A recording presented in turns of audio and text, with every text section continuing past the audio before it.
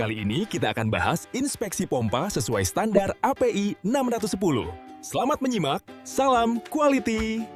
Halo rekan-rekan teknisi lapangan, selamat bergabung ya. Hari ini kita bakal menyulap standar API 610 yang jujur aja tebal dan lumayan padat, jadi semacam panduan visual yang jauh lebih praktis. Sebagai teknisi baru, kalian ini kan ujung tombak di lapangan. Nah, penjelasan kali ini memang dirancang khusus buat ngebekalin kalian dengan dasar ilmu dan langkah-langkah awal inspeksi yang pastinya bakal kepake banget tiap hari. Coba kita lihat kutipan ini. API 610 itu seringkali dikira cuma buku aturan yang membosankan. Padahal bukan gitu loh konsepnya. Standar ini tuh ibarat mandat krusial, semacam nyawa untuk memastikan keselamatan dan keandalan operasi di industri migas kita. Praktik-praktik yang udah teruji di sinilah yang bakal kalian pakai langsung di lapangan nanti. Agenda kita hari ini simple aja. Pertama, ilmu dasar pompa sentrifugal. Kedua, klasifikasi posisi poros utama. Terus ketiga, jenis pompa tersuspensi vertikal. Keempat, persiapan dan kriteria inspeksi. Dan ditutup dengan pengujian kinerja lapangan. Oke, kita langsung masuk aja ke bagian 1, ilmu dasar pompa sentrifugal. Di sini, kita mau kenalan dulu sama istilah BEP, atau Best Efficiency Point. Nggak usah pusing sama matematika rumit ya. Intinya gini, BEP itu ibarat titik paling pas dari sebuah pompa. Bayangin kalian lagi nyetir mobil di kecepatan optimal, bensinnya paling irit, mesinnya paling halus. Nah, pompa juga gitu. Kalau dia beroperasi di titik BEP ini, jalannya bakal mulus banget, tekanannya minim, dan pastinya umurnya bakal jauh lebih awet. Nah, kalau teorinya udah paham, muncul nih pertanyaan penting buat kalian. Gimana sih cara kalian ngebedain jenis-jenis pompa ini secara visual pas lagi jalan-jalan di area pabrik? Karena toh teorinya emang bagus, tapi kemampuan ngenalin alat secara langsung tuh bener-bener kemampuan wajib sehari-hari kalian. Kita lanjut ke bagian 2, klasifikasi posisi poros utama. Standar API 610 itu membagi pompa utamanya berdasarkan gimana poros dan bantalannya dipasang. Kalian cukup ingat 3 singkatan penting ini aja. Overhang atau OH, between bearings atau BB, dan vertically suspended atau VS. 3 istilah ini bakal sering banget kalian dengar dan pakai pas lagi ngobrol sama teknisi-teknisi senior di lapangan. Jadi hafalin ya. Coba perhatiin bentuk pompa yang satu ini. Ini tipe overhang. Spesifiknya OH6. Kelihatan kan gimana impellernya itu dirancang kayak menggantung atau menonjol langsung dari poros keluaran gearboxnya. Jadi semua gayanya bertumpu di satu sisi. Secara visual, bentuk kayak gini tuh khas banget. Pasti langsung ketebak deh kalau kalian lihat di pabrik. Sekarang masuk ke bagian 3, jenis pompa tersuspensi vertikal. Kategori vertikal atau VS ini unik banget. Siluetnya itu tinggi tegak karena bagian masuk cairannya emang sengaja dibikin terendam. Kalau kita bandingin 2 tipe ini secara berdampingan, kalian bisa langsung lihat bedanya. Yang sebelah kiri itu VS1, dia pakai diffuser buat ngalirin cairan.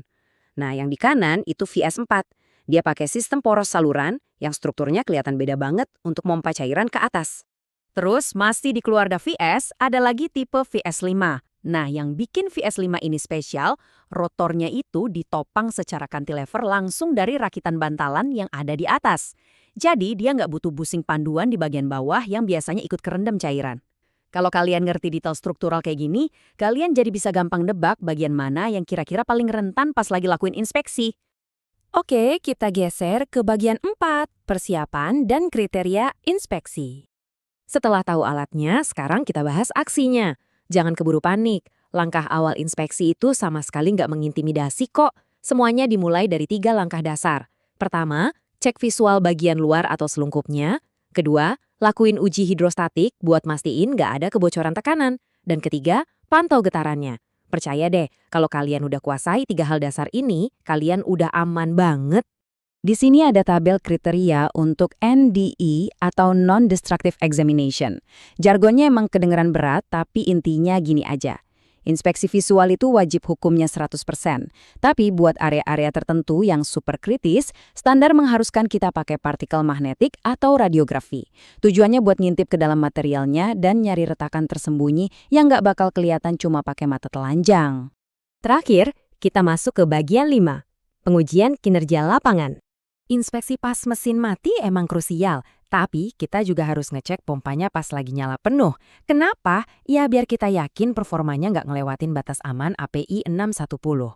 Poin krusialnya ada di istilah ini, area operasi yang diizinkan. Sederhananya ini zona aman pompa.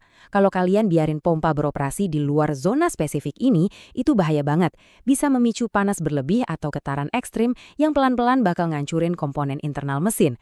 Nah, kalau kalian lihat di grafik resmi API ini, peringatan kita tadi langsung kelihatan bentuk visualnya.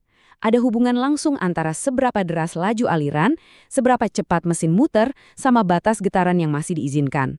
Makin jauh performa pompa melenceng dari titik paling pas atau BEP yang kita bahas di awal tadi, batas toleransi getaran amannya juga otomatis bakal makin sempit. Jadi, intisari dari semua yang kita bahas hari ini, balik lagi ke satu hal utama. Mematuhi standar API 610 itu memang memastikan operasi kita terstandar dengan baik.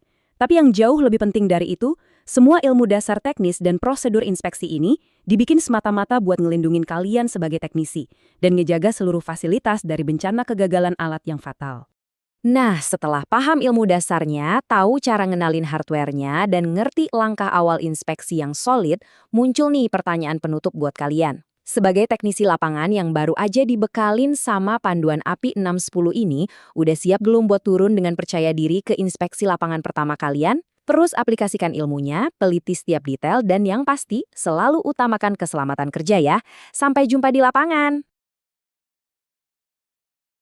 Jangan lupa untuk subscribe, like, dan share channel ini. Nyalakan juga lonceng notifikasi agar tidak ketinggalan update video inspeksi selanjutnya.